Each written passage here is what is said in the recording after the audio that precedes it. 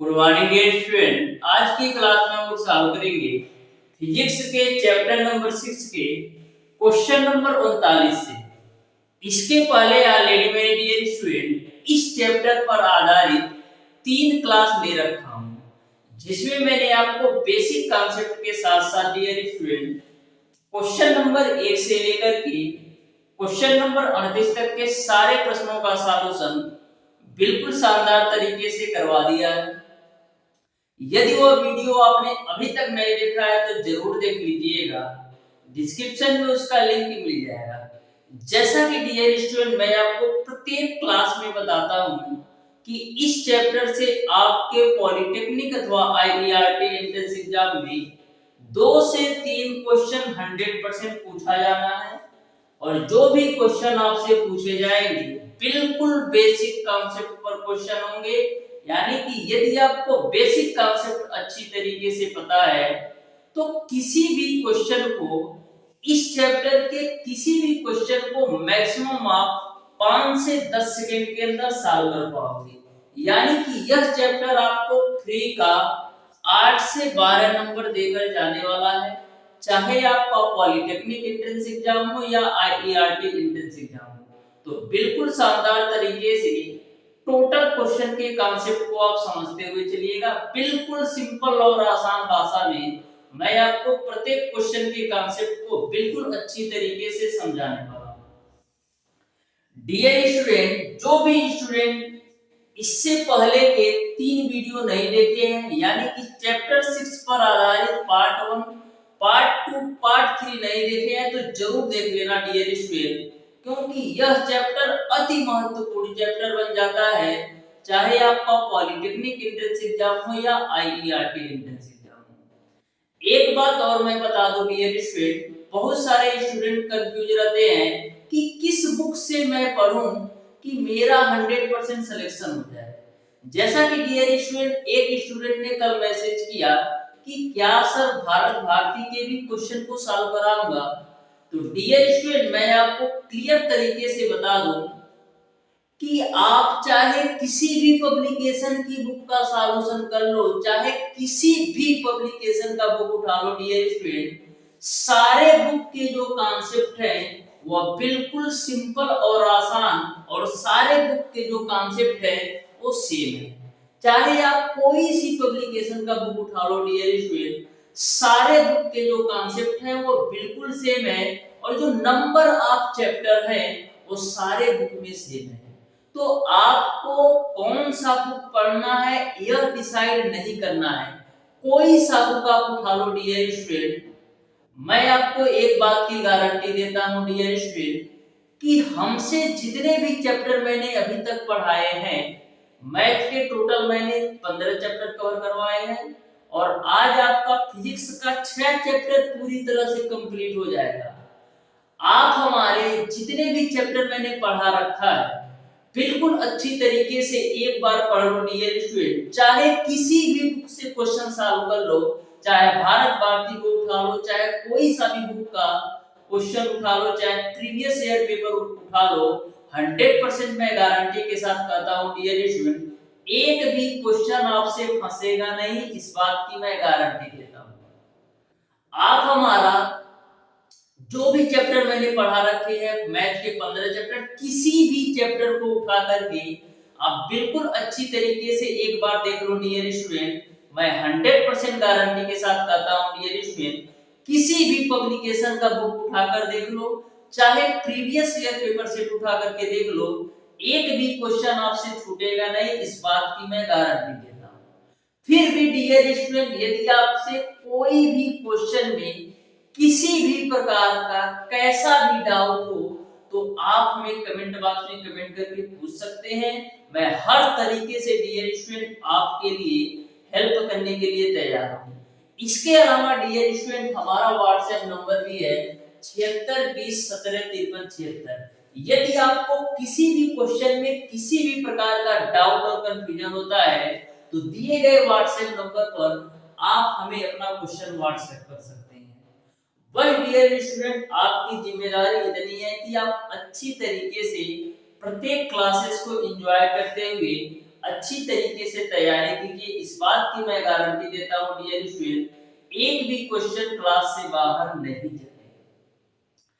ऐसा हो सकता है कि 2 की जगह 4 दे दे, 4 की जगह 6 दे दे या 6 की जगह 8 दे दे, नंबर चेंज हो जाएगा लेकिन कॉन्सेप्ट तो बदल नहीं सकता। इस बात की मैं गारंटी देता हूँ। पिछले 5 सालों से डियर स्टूडेंट मैं आपको पॉलिटेक्निक अथवा आईईआरटी एंट्रेंस एग्जाम की तैयारी करवा रहा हूँ। इतना तो कॉन्फिडेंस है डियर स्टूडेंट कि यदि आप किसी भी चैप्टर का अच्छी तरीके से मेरी क्लासेस ले लेते हो ना, कोई भी बुक उठा लो यार, चाहे प्रीवियस ईयर पेपर सेट उठा लो, चाहे मॉडल पेपर उठा लो, या एग्जैक्ट तुम जो तुम्हारे आईईआरटी एंट्रेंस एग्जाम में क्वेश्चन पूछा गया है वो पेपर सेट उठा लो ना, छूटेगा नहीं। इस बात की मैं गारंटी देता हूँ। फिर भी डियर स्टूडेंट, यदि आपको किसी भी क्वेश्चन में डाउट आता है तो मेरा व्हाट्सएप नंबर भी है, कमेंट बॉक्स खुला है यार, कमेंट कर सकते हो। तो स्टार्ट करते हैं डियर स्टूडेंट हम आज की क्लास को। तो बिल्कुल आप ध्यान से देखिएगा। बोला है 3 केजी के पिंड को 20 मीटर प्रति सेकंड के प्रारंभिक गति से ऊर्ध्वाधर ऊपर की ओर फेंका जाता है। यदि g बराबर 10 मीटर प्रति सेकंड स्क्वायर है तो 1 सेकंड बाद गतिज व स्थितिज ऊर्जा क्या होगी ये आपको बताना है। 1 सेकंड बाद गतिज व स्थितिज ऊर्जा क्या होगी ये आपको बताना है।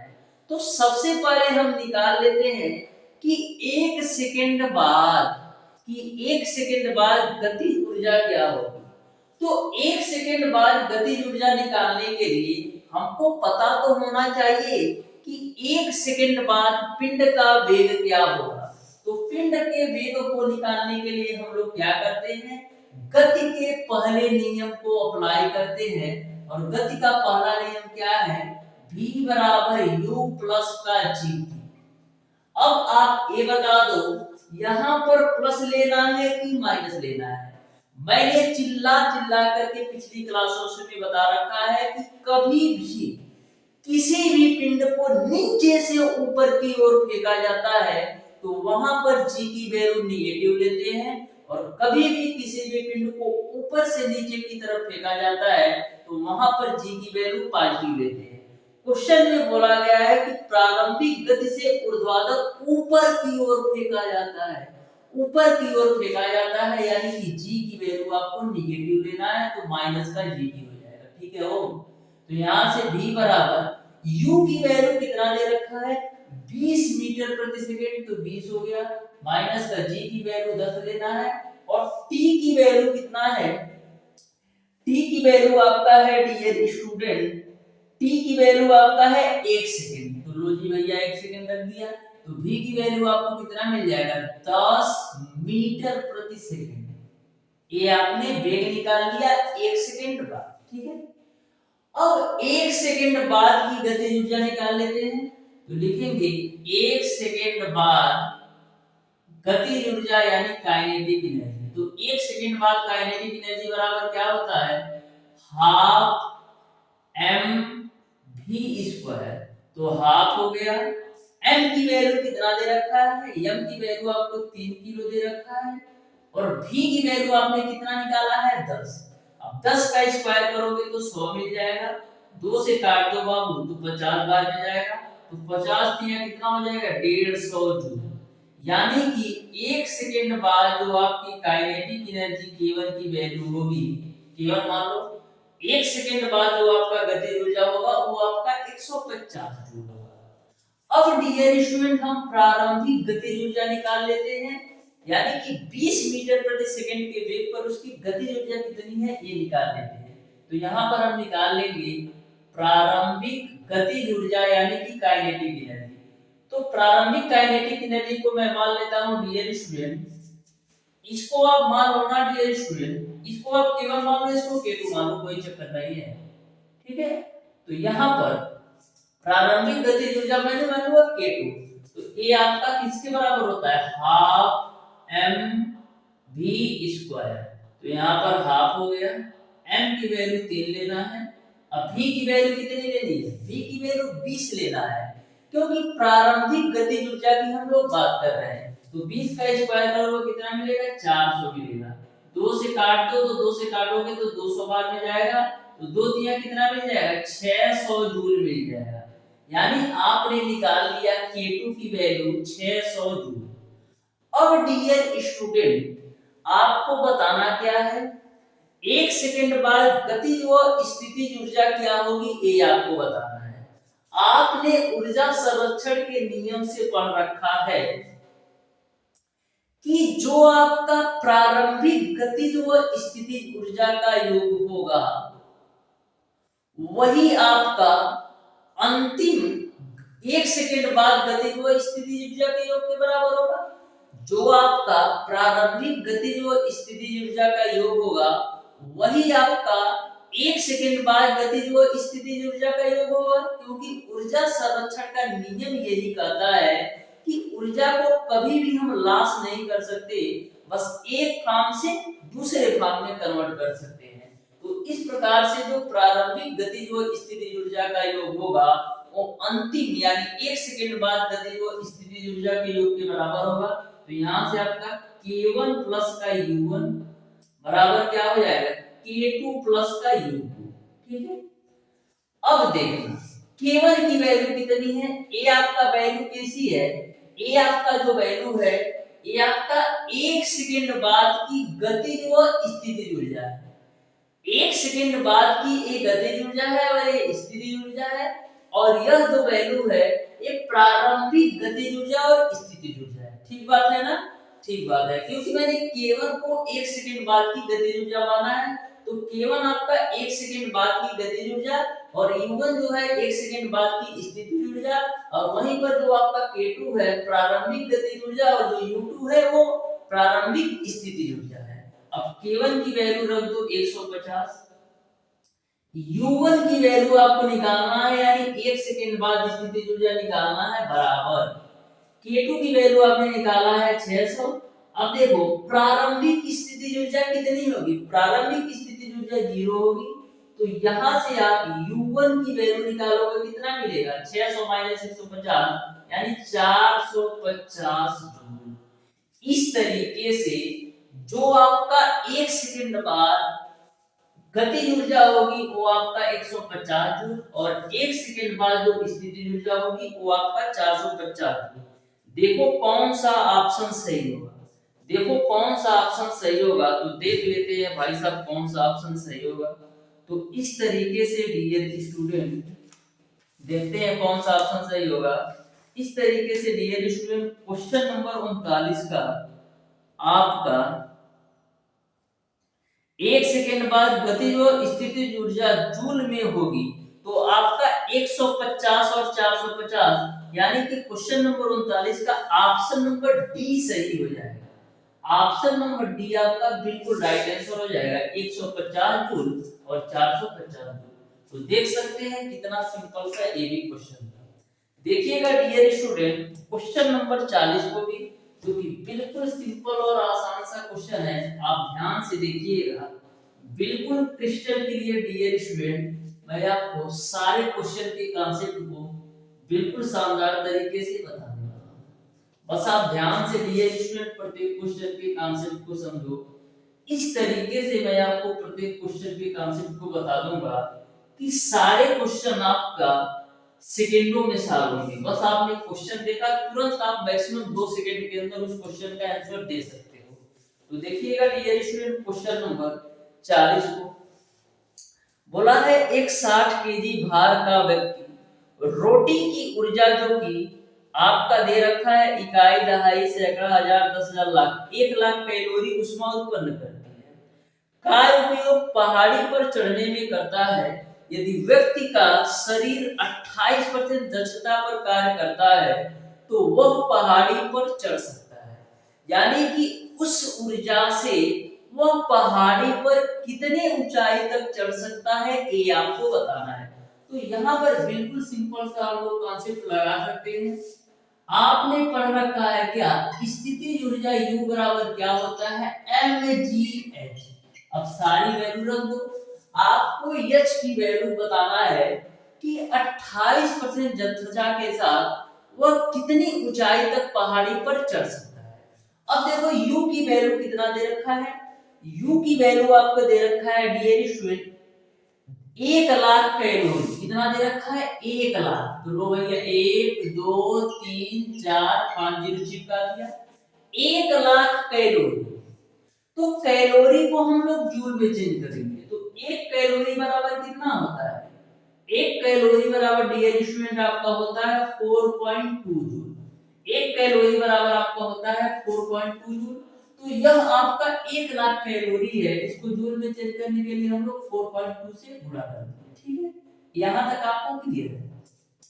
अब देखिएगा क्वेश्चन में यह बोला गया है कि यदि व्यक्ति का शरीर 28% दक्षता पर कार्य करता है रोटी का जो टोटल आपका कैलोरी ऊर्जा है जो रोटी की टोटल कैलोरी जो ऊर्जा है कैलोरी में तो नहीं ये जूल में है यानी कि रोटी की जो टोटल ऊर्जा है जूल में वो आपका 1 लाख गुणे 4.2 है लेकिन जो व्यक्ति का शरीर जो है ना केवल 28% दक्षता पर काम करता है ये तो टोटल 100% है केवल इसका 28% दक्षता पर काम करता है तो लो जी भैया हम इसका 28% निकाल देते हैं बराबर mgh m की वैल्यू आपको कितना दे रखा है 60 किलो g की वैल्यू आप ले लो 9.8 और h की वैल्यू आपको निकालना है तो h रख दो ठीक है। अब देखना अब हम क्या करेंगे यहां से है 1 दशमलव से है 1 जीरो खुपचा में भेज देते हैं ठीक है ना अब देखो है 2 जीरो से 2 जीरो खत्म तो मिल जाएगा आपको 100 गुणे 42 गुणे 28 बराबर आपको क्या मिलेगा 60 गुणे यहां से भी 1 दशमलव से 1 जीरो खुपचा में भेज दो तो क्या मिलेगा 6 गुणे 98 6 गुणे 98 गुणे का h ठीक है ना हो। अब देखना 6 से काटो तो 6 सत्ते 42 ठीक है 7 से काटो तो 7 एकम 7 और 7 चौक 28 14 से काटो तो 14 दूना 28 तो फाइनली h बराबर क्या मिल जाएगा h बराबर मिल जाएगा 100 गुणे 2 यानी h बराबर आपको मिल जाएगा 200 मीटर यानी कि पहाड़ी पर 200 मीटर ऊंचाई तक चढ़ सकता है। इस तरीके से क्वेश्चन नंबर 40 का ऑप्शन नंबर ए सही हो जाएगा। तो देख लो कितना सिंपल और आसान सा क्वेश्चन था बस मैंने बेसिक कॉन्सेप्ट से सॉल्व कर दिया ठीक है। जो रोटी की टोटल ऊर्जा थी उसका 28% मैंने व्यक्ति की स्थिति ऊर्जा के बराबर कर दिया बस मैंने एच की वैल्यू निकाल लिया तो 200 मीटर ऊंचाई तक चढ़ सकता है 28% दक्षता के साथ। देखिएगा डियर स्टूडेंट क्वेश्चन नंबर 41 को जो कि बहुत ही बेहतरीन क्वेश्चन है बहुत ही सिंपल क्वेश्चन है ऐसा क्वेश्चन ऑलरेडी मैंने सॉल्व करवा रखा है बस आप ध्यान से समझो डियर स्टूडेंट बिल्कुल शानदार तरीके से मैं सारी चीजों को क्लियर कराऊंगा। बहुत सारे स्टूडेंट डियर स्टूडेंट 2023 में ऐसे भी थे जो कि बिल्कुल प्रसन्न थे उनका डियर स्टूडेंट ऐसा था कि वे चूज कर रहे थे कि हमको पॉलिटेक्निक में एडमिशन लेना है या आईईआरटी में। पॉलिटेक्निक में यदि 2 से 300 रैंक था तो आईईआरटी में उन लोगों का किसी का 110 था 120 था तो इस तरीके से सिचुएशन बनते हैं लेकिन कब बनेंगे जब आप अच्छी तरीके से तैयारी करोगे तो बिल्कुल ध्यान से अच्छी तरीके से आप तैयारी करते हुए चलिए अभी भी आपके पास बहुत समय है डियर स्टूडेंट अभी भी आप बिल्कुल अच्छी तरीके से पढ़ सकते हो टॉप 1 रैंक भी ला सकते हो चाहे आईईआरटी हो या पॉलिटेक्निक हो बस आप बिल्कुल ध्यान से डेडिकेशन के साथ आप अच्छी तरीके से तैयारी करो डियर स्टूडेंट आप ही में से कोई ना कोई स्टूडेंट टॉप 10 रैंक के अंदर आ सकता है चाहे पॉलिटेक्निक एंट्रेंस एग्जाम हो या आईईआरटी एंट्रेंस एग्जाम तो बिल्कुल सारी चीजें सिंपल तरीके से रहने वाली हैं। आप बस डेली बेसिस पर सारी क्लासेस एंजॉय करो डियर स्टूडेंट फिर आप बिल्कुल अच्छी तरीके से पढ़ कर आओगे। तो देखिएगा डियर स्टूडेंट क्वेश्चन नंबर 41 बोला है भिन्न भिन्न द्रव्यमान की दो गेंदों की गतिज ऊर्जाएं समान है तो ऐसे में सही कथन क्या है ये आपको बताना। भिन्न भिन्न द्रव्यमान की दो गेंदों की गतिज ऊर्जाएं समान है तो ऐसे में सही कथन क्या है ये आपको बताना है। तो ध्यान से देखना बिल्कुल आसान क्वेश्चन है सबसे पहले बोला है भिन्न भिन्न द्रव्यमान की लेकिन गतिज ऊर्जाएं समान है। तो सबसे मैं मान लेता हूं कि दो द्रव्यमान, एक m1 है और एक आपका m2 है। और मैं मान लेता हूं कि जो m1 की वैल्यू है वो आपका बड़ी है m2 से, ठीक बात है ना। m1 की जो वैल्यू है वो आपका बड़ी है m2 से, ठीक है। अब देखो तो k बराबर क्या मिलेगा, हाफ m1 और v1 का, सॉरी यहाँ पर यार संवेग के रूप में संबंध दे रखा है ना, जो ऑप्शंस दे रखा है ना वो संवेग के संदर्भ में दे रखा है, ठीक है। तो हम संवेग के संदर्भ में, तो k बराबर क्या होता है, p स्क्वायर अपान आपका होता है 2m, ठीक है। तो k1 बराबर p1 का स्क्वायर अपान 2m कर देते हैं, ठीक है। अभी ध्यान से समझो, अब k2 बराबर क्या कर लेते हैं, p2 का स्क्वायर अपान का 2m, तो a आपका m1 होगा और a आपका m2 होगा, ठीक है। प्रारंभिक काइनेटिक एनर्जी के लिए k1 बराबर p1 का स्क्वायर डिवाइडेड बाय 2m1, और दूसरी मैंने काइनेटिक एनर्जी k2 माना जिसका p2 square divided by 2m2। यहां तक क्लियर है। अब देखो क्वेश्चन पर आते हैं। क्वेश्चन में बोला गया है कि गतिज ऊर्जाएं समान है, तो गतिज ऊर्जा समान कर देते हैं, यानी यहाँ पर भी हम k ले लेते हैं और यहाँ पर भी हम k ले लेते हैं, ठीक है। अब संबंध निकाल लेते हैं। तो देखो इसको एक मान लो और इसको आप दो मान लो, दोनों में संबंध निकाल लेते हैं। तो क्या मिलेगा, जब दोनों में आप संबंध निकालोगे तो k बट्टे k बराबर क्या मिलेगा, p1 का square divided by 2m1 divided by p2 का स्क्वायर डिवाइडेड बाय 2m2 है कैसे के खोपचे में, और a दो से a का दो खोपचा में। तो फाइनली आपको मिलेगा क्या, फाइनली आपको मिल जाएगा डियर स्टूडेंट p2 का square divided by m2, p2 का स्क्वायर डिवाइडेड बाय m2 बराबर राइट साइड में क्या मिलेगा, p1 का square divided by m1, p1 का स्क्वायर डिवाइडेड बाय m1, ठीक है। अब p1 का स्क्वायर डिवाइडेड बाय m1, ठीक है। अब यहां से हम p1 बट्टे p2 की वैल्यू निकाल लेते हैं। तो p1 का स्क्वायर डिवाइडेड बाय p2 का स्क्वायर कितना मिलेगा, p1 का स्क्वायर डिवाइडेड बाय p2 का स्क्वायर आपको मिल जाएगा m1 बट्टे का m2। तो यहां से आपको क्या निष्कर्ष निकल रहा है, यहां से आपको ये निष्कर्ष निकल रहा है कि जिसका द्रव्यमान ज्यादा है, जिसका द्रव्यमान ज्यादा है उसका संवेग ज्यादा हो रहा है, और जिसका द्रव्यमान कम है उसका संवेग कम हो रहा है। यहाँ पर मैंने ऑलरेडी बता रखा है कि m1 की वैल्यू जो है m2 से ज्यादा है, यानी कि m1 का द्रव्यमान ज्यादा है। तो यहाँ पर आप देख रहे हैं कि जिसका द्रव्यमान ज्यादा है, m1 का द्रव्यमान ज्यादा है यानी इसका संवेग ज्यादा हो गया, m2 का द्रव्यमान कम है यानी कि इसका संवेग कम है। यानी कि जिसका द्रव्यमान ज्यादा होगा उसका संवेग ज्यादा होगा, जिसका द्रव्यमान कम होगा उसका संवेग कम होगा। जैसा कि आप रिलेशन देख सकते हैं कि m1 का द्रव्यमान ज्यादा है तो इसका संवेग ज्यादा है, और m2 का द्रव्यमान कम है तो इसका संवेग कम है। तो इस तरीके से क्वेश्चन नंबर 41 का ऑप्शन नंबर बी सही हो जाएगा कि भारी गेंद का अधिक संवेग है। कौन सा, जो भारी गेंदवा है इसका संवेग अधिक है, यानी ऑप्शन नंबर बी सही हो जाएगा, ठीक है। तो कभी भी यदि आपको इस टाइप से क्वेश्चन पूछा जाए तो घबराना नहीं है, इसी कॉन्सेप्ट से सॉल्व कर देना। देखिएगा डियर स्टूडेंट क्वेश्चन नंबर 42 को गोली की तरह सारे क्वेश्चन को सॉल्व करके आओगे। बस आप कॉन्सेप्ट के साथ एक बार अच्छी तरीके से पढ़ लो, उसके बाद से बिल्कुल धुआंधार तरीके से डियर स्टूडेंट क्लास में सारे क्वेश्चन को खोल कर आओगे। तो देखना क्वेश्चन नंबर 42 को बोला है एक पत्थर ऊपर की ओर फेंका जाता है तथा वह लौट कर पृथ्वी की ओर आता है, उसकी स्थितिज ऊर्जा अधिकतम है। एक पत्थर को ऊपर की ओर फेंका जाता है तथा वह लौट कर पृथ्वी की ओर आता है तो उसकी स्थितिज ऊर्जा अधिकतम है।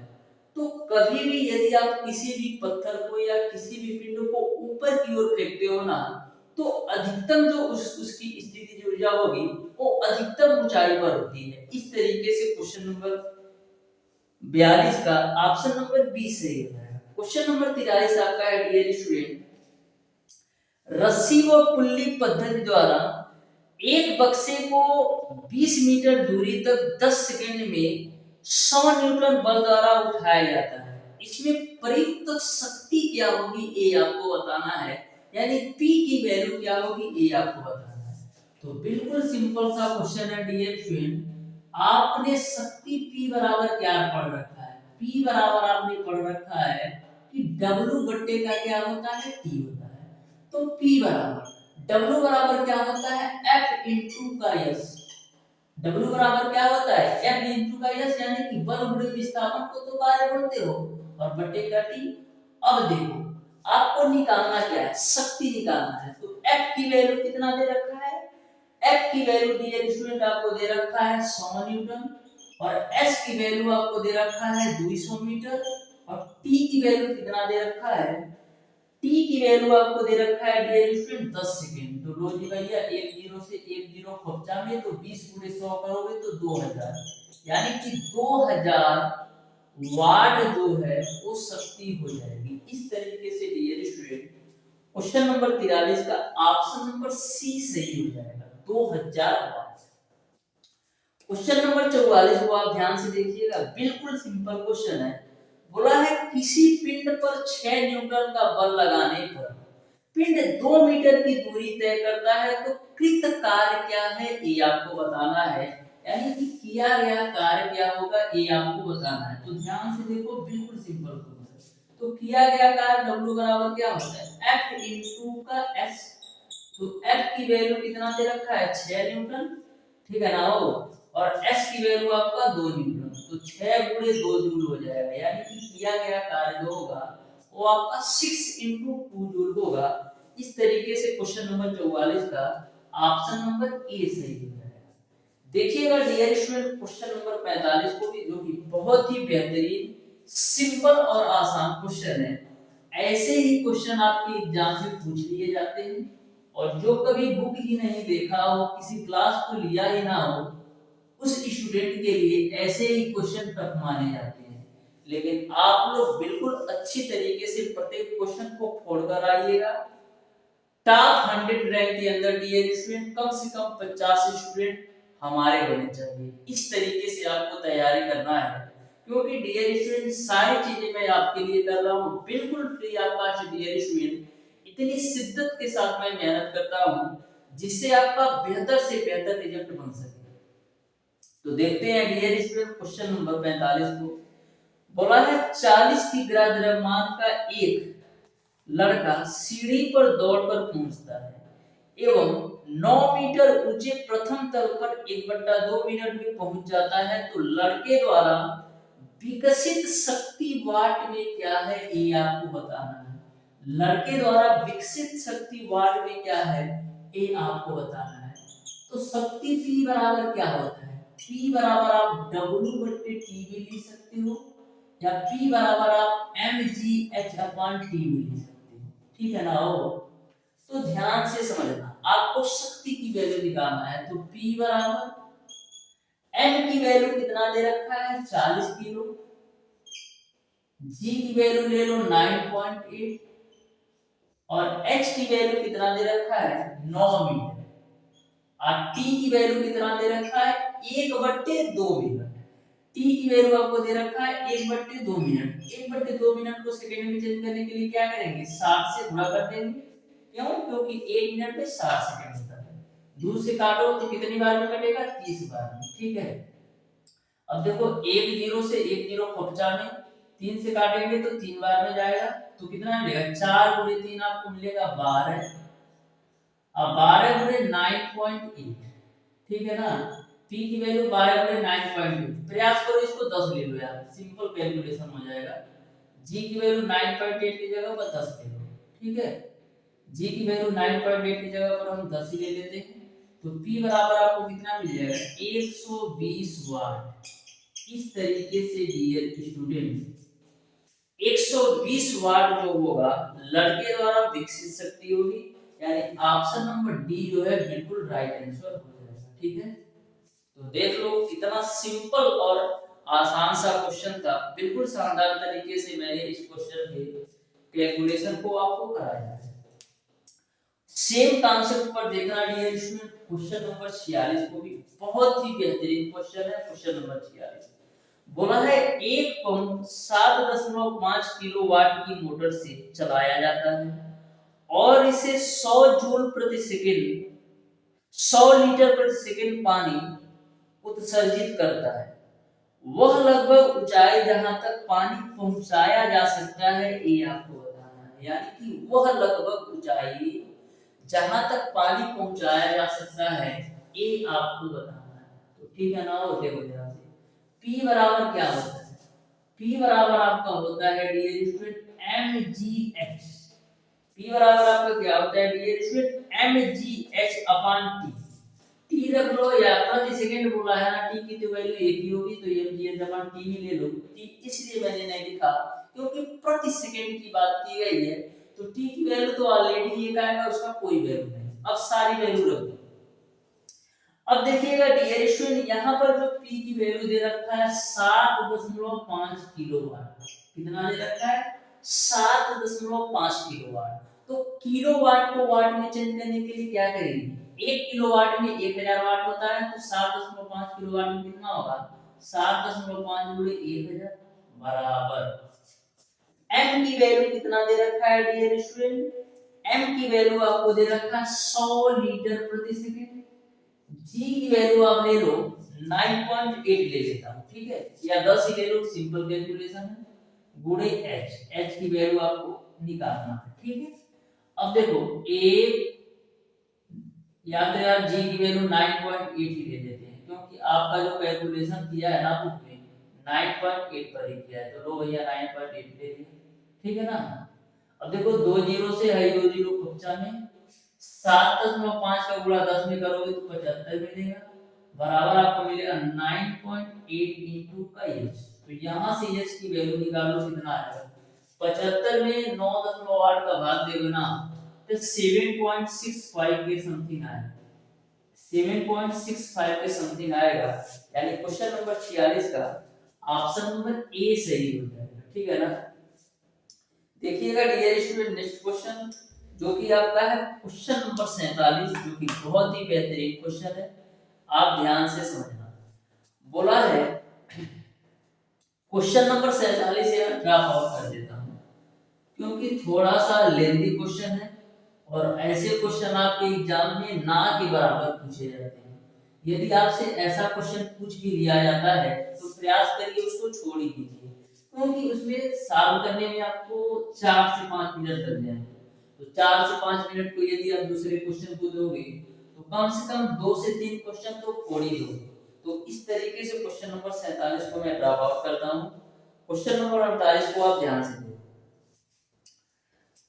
बोला है 10 केजी की एक ट्राली को एक स्प्रिंग से इतना सटा कर रखते हैं कि स्प्रिंग दबी से ट्राली को छोड़ने पर स्प्रिंग के धक्के से ट्राली 4 मीटर प्रति सेकंड के वेग से चलना प्रारंभ कर देती है। स्प्रिंग के धक्के से ट्राली जो है 4 मीटर प्रति सेकंड के धक्के से चलना वेग से चलना प्रारंभ कर देती है, तो दबी अवस्था में स्प्रिंग की स्थितिज ऊर्जा क्या है ये आपको बताना है।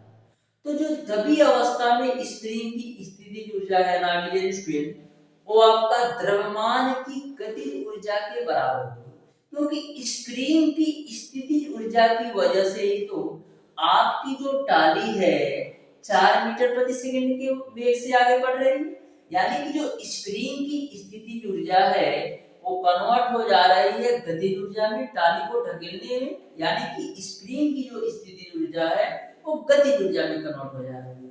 ऐसे कंडीशन में जो स्प्रिंग की स्थितिज ऊर्जा होगी वो द्रव्यमान की गतिज ऊर्जा के बराबर होगी, क्योंकि स्प्रिंग की स्थितिज ऊर्जा का ही यूज करके हम टाली को 4 मीटर प्रति सेकंड के वेग से आगे की ओर धक्का दे रहे हैं। तो ऐसे कंडीशन में जो स्प्रिंग की आपका स्थितिज ऊर्जा होगी वो आपका द्रव्यमान की गतिज ऊर्जा या टाली की गतिज ऊर्जा के बराबर होती है। तो टाली की गतिज ऊर्जा क्या होती है? Half M V square. तो हाफ हो जाएगा, एम की वैल्यू कितना है? एम की वैल्यू आपको दे रखा है डियर स्टूडेंट कितना, 10 किलो, ठीक है। अभी की वैल्यू है 4, 4 का स्क्वायर करोगे 16, तो 2 अट्ठे 16 और 8 दही कितना हो जाएगा? 80 जूल। यानी इस रिंग की जो स्थितिज ऊर्जा होगी वो आपका 80 जूल हो जाएगा। इस तरीके से क्वेश्चन नंबर 48 का, क्वेश्चन नंबर 48 का आपका ऑप्शन नंबर सी सही है। क्वेश्चन नंबर 49 को बिल्कुल ध्यान से देखिएगा। क्वेश्चन नंबर 49 में बोला गया है कि 1 किग्रा द्रव्यमान का एक पत्थर एक 2 मीटर ऊंची खिड़की के सामने से नीचे गिरता है। ठीक है, गिरने दीजिए। खिड़की के ऊपरी सिरे पर पत्थर की गति 4 मीटर प्रति सेकंड थी, तो खिड़की के ऊपरी सिरे से निचले सिरे तक पहुंचने में उसकी गतिज ऊर्जा में वृद्धि कितनी हो जाएगी, ये आपको बताना है। तो ध्यान से समझिएगा, इंपॉर्टेंट क्वेश्चन है, एग्जाम में पूछा गया क्वेश्चन है। बोला है 1 किग्रा द्रव्यमान का एक पत्थर एक 2 मीटर ऊंची खिड़की के सामने से नीचे गिरता हुआ दिखता है। खिड़की के ऊपरी सिरे पर पत्थर की जो गति है 4 मीटर प्रति सेकंड। खिड़की के ऊपरी सिरे से निचले सिरे तक पहुंचने में उसकी गतिज ऊर्जा में वृद्धि क्या है, ये आपको बताना है। तो सबसे पहले हम लोग करेंगे क्या, खिड़की के निचले सिरे पर पत्थर का वेग निकाल लेते हैं कि खिड़की के निचले सिरे पर पत्थर का वेग कितना आ रहा है। तो ध्यान से देखना डियर स्टूडेंट, इस क्वेश्चन को बिल्कुल शानदार तरीके से मैं आपको बताऊंगा। सबसे पहले हम यह देख लेते हैं कि खिड़की के निचले सिरे पर पत्थर का आखिर में वेग कितना है। खिड़की के निचले सिरे पर आखिर में पत्थर का वेग कितना है, ये आपका 48 है ना, तो 48 कर दो, ठीक है। तो लिखेंगे खिड़की के निचले सिरे पर, खिड़की के निचले सिरे पर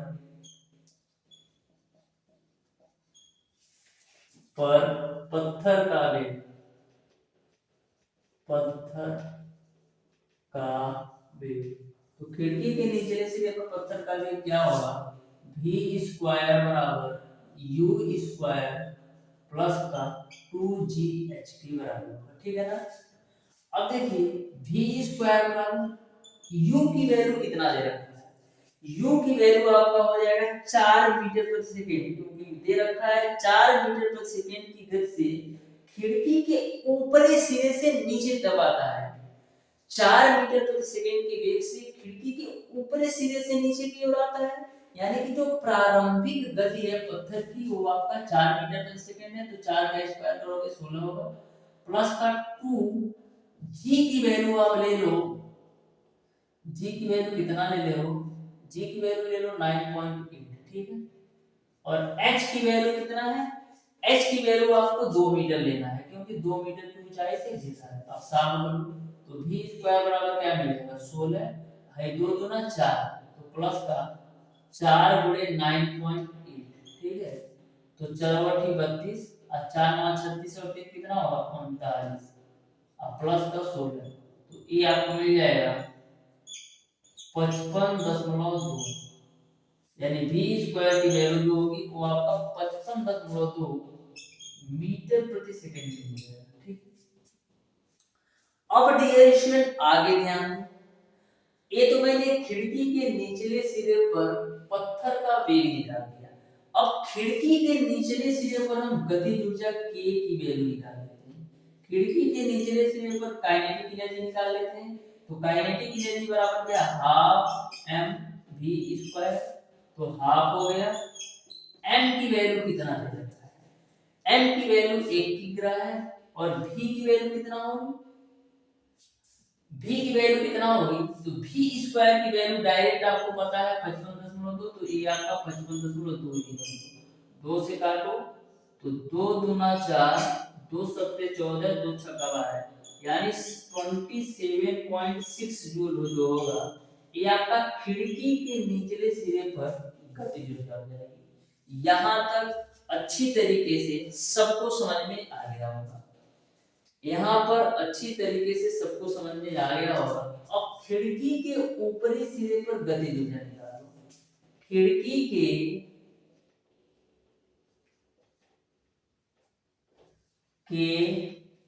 ऊपरी सिरे पर हम काइनेटिक एनर्जी निकाल लेते हैं। तो खिड़की के ऊपरी सिरे पर हम काइनेटिक एनर्जी निकालते हैं। आप ध्यान से देखिएगा। तो खिड़की के ऊपरी सिरे पर काइनेटिक एनर्जी क्या होगी? काइनेटिक एनर्जी बराबर आपका होता है हाफ एम वी स्क्वायर। तो ए हो गया हाफ, एम की वैल्यू ए। अब बात आती है भी की वैल्यू क्या होगी। तो खिड़की के ऊपरी सिरे पर भी की वैल्यू क्या है? खिड़की के ऊपरी सिरे पर भी की वैल्यू आपका 4 मीटर प्रति सेकंड है, और 4 का स्क्वायर करोगे 16 है, तो 2 8 16। तो फाइनली आपको मिल जाएगा 8 जूल। तो इस तरीके से खिड़की के ऊपरी सिरे पर जो काइनेटिक एनर्जी 8 जूल है, और निचले सिरे पर जो काइनेटिक एनर्जी है वो 27.6 जूल है। आपको बताना है कि गतिज ऊर्जा में कितने की वृद्धि होगी। तो देख लो कितनी वृद्धि हुई है। तो 27.6 में से आप 8 जूल घटाओ, तो 27.6 में से आप 8 घटाओगे तो 19.6 जूल आ जाएगा। यानी कि गतिज ऊर्जा में जो वृद्धि हुई है वो आपका 19.6 की हुई है। खिड़की के ऊपरी सिरे से निचले सिरे तक आने में गतिज ऊर्जा में जो वृद्धि हुई है वो आपका 19.6 जूल का।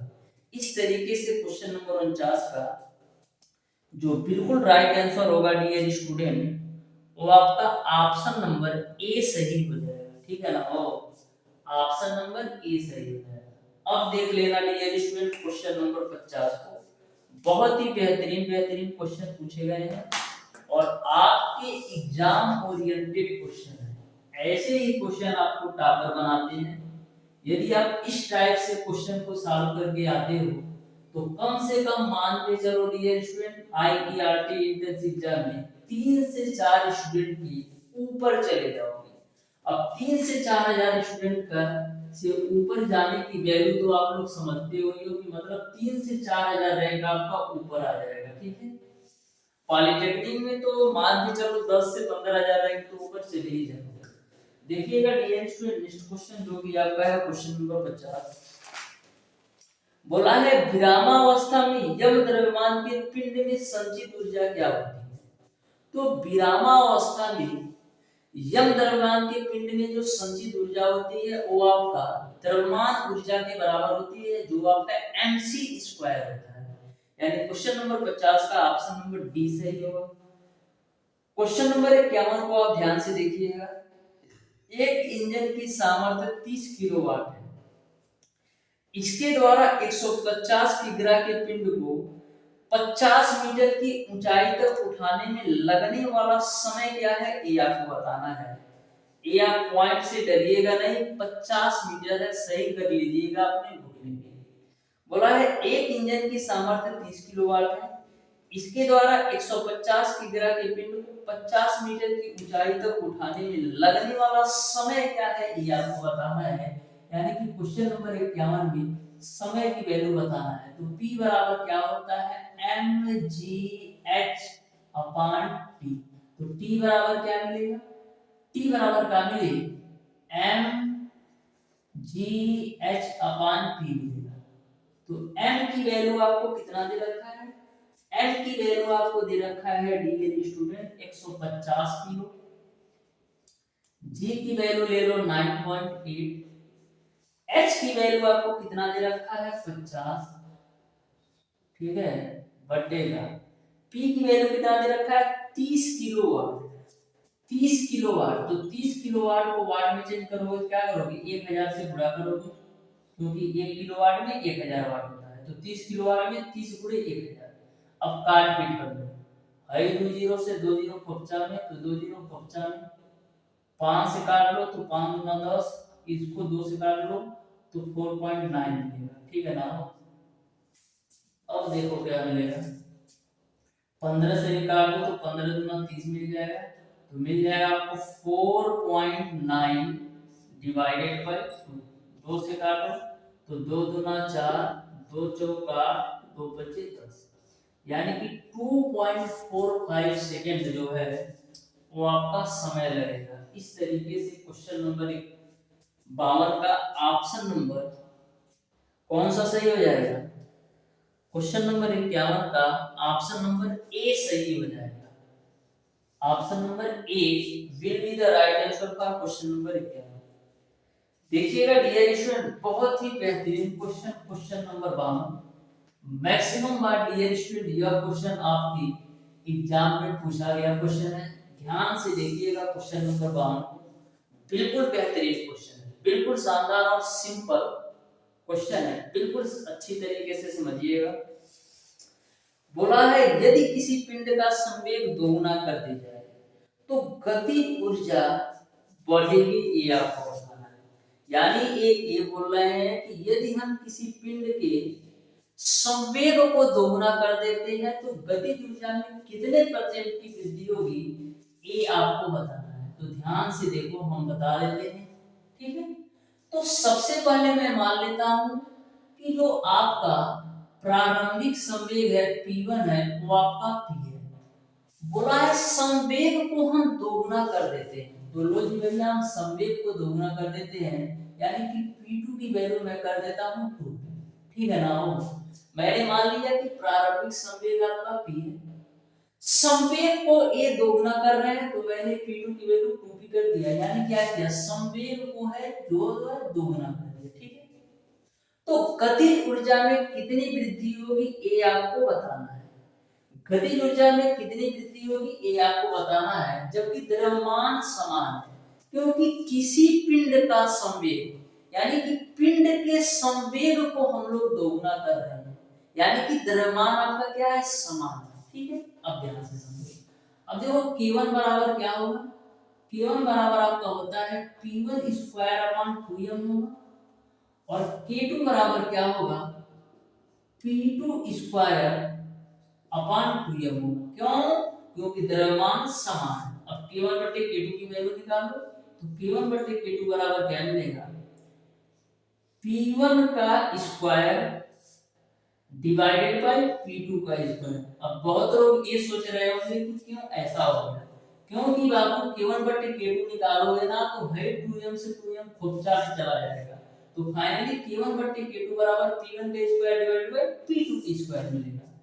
अब देखो, अब आगे ध्यान से देखना, तो देखो K1 बटे का K2 बराबर P1 की वैल्यू कितना है, P है, तो P का स्क्वायर हो जाएगा। अब P2 की वैल्यू कितना है, 2P है, तो 2P का स्क्वायर करोगे तो 4P स्क्वायर हो जाएगा। अब देखो P स्क्वायर में P स्क्वायर कब्जा में, तो आपको क्या मिलेगा, K2 बराबर आपको मिल जाएगा 4K1, ठीक है ना। क्रॉस मल्टीप्लाई करोगे तो K2 बराबर आपको मिल जाएगा 4K1, यानी आप देख रहे हैं, क्या आप देख रहे हैं, K1 बटे K2 की वैल्यू यहाँ से यदि आप निकालोगे तो क्या मिलेगा, K1 बटे K2 की वैल्यू आप निकालोगे तो मिलेगा आपको 1 बटे का 4, यानी कि जो गतिज ऊर्जा है पहले एक थी, जो गतिज ऊर्जा है पहले एक थी, लेकिन हम संवेग को दोगुना कर रहे हैं तो गतिज ऊर्जा कितनी हो जा रही है, 4 हो जा रही है, ठीक बात है ना। हो गतिज ऊर्जा जब संवेग आपका P था तो 1 थी, लेकिन हम संवेग को यदि हम दोगुना कर दे रहे हैं तो आपकी जो गतिज ऊर्जा है 1 से बढ़कर कितनी हो जा रही है, 4 हो जा रही है, ठीक है। तो कितने की वृद्धि हो रही है गतिज ऊर्जा की, गतिज ऊर्जा में आपके 3 की वृद्धि हो रही है। कितने की वृद्धि, गतिज ऊर्जा में 3 की वृद्धि हो रही है, किस पर, 1 पर। आप परसेंटेज में चेंज करने के लिए 100 से गुणा कर लो तो फाइनली आपको कितना मिल जाएगा, 300%, यानी कि गतिज ऊर्जा में 300% की वृद्धि हो गई। इस तरीके से क्वेश्चन नंबर 52 का ऑप्शन नंबर सी सही हो जाएगा, गतिज ऊर्जा में 300% की वृद्धि हो गई। तो कभी भी यदि आपको इस तरीके से क्वेश्चन पूछा जाता है कि संवेग को हम 2 गुना कर रहे हैं, 3 गुना कर रहे हैं, 5 गुना कर रहे हैं, तो बिल्कुल सिंपल तरीके से इसी पर रख के सॉल्व कर देना, इसी कॉन्सेप्ट पर देखना डियर स्टूडेंट। क्वेश्चन नंबर 53 को जो कि बहुत ही बेहतरीन क्वेश्चन है। बोला है एक दूसरे की ओर गतिमान वस्तुएं आपस में टकराकर विपरीत दिशाओं में गतिमान हो जाती है, इससे वस्तुओं का कुछ ताप बढ़ जाता है क्योंकि गतिज ऊर्जा का कुछ भाग परिवर्तन हो जाता है। तो सारा कुछ तो क्वेश्चन में पूछ रखा है, जब दोनों वस्तुएं आपस में टकराती हैं तो वस्तुओं का जो है कुछ ताप बढ़ जाता है। तो आखिर में कुछ ताप क्यों बना? कुछ ताप इसलिए बढ़ गया डियर स्टूडेंट क्योंकि इनका जो गतिज ऊर्जा था ना, टकराने के बाद उसमें ऊर्जा में बदल गया, इसीलिए कुछ ताप बढ़ा। सिंपल सा कॉन्सेप्ट है यार कि जब दोनों गतिज ऊर्जा में थी, टकराने के बाद इनका ताप बढ़ जाता है। तो टकराने के बाद ताप क्यों बढ़ रहा है? क्योंकि इनका जो गतिज ऊर्जा था ना वो उष्मीय ऊर्जा में कन्वर्ट हो गया। इस तरीके से क्वेश्चन नंबर 53 का ऑप्शन नंबर जो है ए सही हो जाएगा, जो आपका गतिज ऊर्जा है उष्मीय ऊर्जा में कन्वर्ट हो गया। ठीक है, क्वेश्चन नंबर 54 को आप ध्यान से देखना। जब किसी स्प्रिंग को 2 सेंटीमीटर तक खींचा जाता है तो इसमें 150 जूल ऊर्जा संचित हो जाती है। ठीक है, यदि इसे 2 सेंटीमीटर और खींचा जाए तो संचित ऊर्जा में वृद्धि होगी। तो देखो बिल्कुल सिंपल, ध्यान से देखो कि 2 मीटर खींचने पर कितना 150 जूल ऊर्जा संचित होती है। क्या भाई 2 मीटर खींचा जाते हैं तो 150 जूल की ऊर्जा संचित होती है। बोला है 2 मीटर और हम खींच देंगे, यानी कि 2 मीटर जो खींचा था 150 जूल, 2 मीटर और खींच देंगे, यानी कि जब हम 4 मीटर खींचेंगे तो कितनी जूल ऊर्जा संचित हो जाएगी, इसी का डबल कर दो यानी 300 जूल। तो बिल्कुल सिंपल सा ऐसे कॉन्सेप्ट लगा लो। इस तरीके से डियर स्टूडेंट क्वेश्चन नंबर 54 का ऑप्शन नंबर सी सही हो जाएगा कि 2 मीटर खींचने पर 150 जूल ऊर्जा संचित हो रही है, तो 4 मीटर खींचने पर 300 जूल ऊर्जा संचित होगी। इस तरीके से डियर स्टूडेंट आज की क्लास में आपका जो चैप्टर नंबर 6 था कार्य सामर्थ्य एवं ऊर्जा पूरी तरह से हो एकदम बिल्कुल सिंपल तरीके से मैंने सॉल्व करवा दिया है। एक क्वेश्चन मैं आपका छोड़ रहा हूं जो आपका क्वेश्चन नंबर 55 है, वो आपका क्वेश्चन नंबर 54 की तरह सॉल्व करना है। अब पूछोगे कैसे सॉल्व करना है, तो देखो एक आपने स्प्रिंग में जो गतिज ऊर्जा होती है के बराबर क्या होता है 1/2 के एक्स स्क्वायर, इसी फार्मूले पर क्वेश्चन नंबर 55 को लगा लेना। ठीक है, u बराबर 1/2 के एक्स स्क्वायर होता है, इसी फार्मूले पर क्वेश्चन नंबर 55 को लगा लेना और बता भी देना कौन सा ऑप्शन सही होगा। इस तरीके से डियर स्टूडेंट क्वेश्चन नंबर 55 का आंसर आप लोग दीजिएगा और बताइएगा कौन सा ऑप्शन सही होगा। तो डियर स्टूडेंट आज की क्लास को हम यहीं तक रखते हैं। नेक्स्ट क्लास में डियर स्टूडेंट हम लेकर आएंगे आपके लिए नेक्स्ट चैप्टर यानी कि नया चैप्टर जो कि आपका है चैप्टर नंबर 7, जिस चैप्टर का नाम है डियर स्टूडेंट द्रव स्थितिकी। द्रव स्थितिकी को बिल्कुल शानदार तरीके से प्रस्तुत करने वाले हैं आपके सामने। तो बिल्कुल डेडिकेशन के साथ जितने भी चैप्टर मैंने आपको कवर करवा रखे हैं, चाहे मैथ के 15 चैप्टर या फिजिक्स के 6 चैप्टर, कभी भी आपको जैसे संडे का समय मिलता है या कोई भी हॉलीडे होता है तो उसमें आप रिवाइज जरूर किया कीजिए, जिससे आपको सारी चीजें बिल्कुल अच्छी तरीके से माइंड में सेटअप बना रहे। तो डियर स्टूडेंट आज की क्लास को यहीं तक रखते हैं, मिलते हैं नेक्स्ट क्लास में, तब तक के लिए धन्यवाद।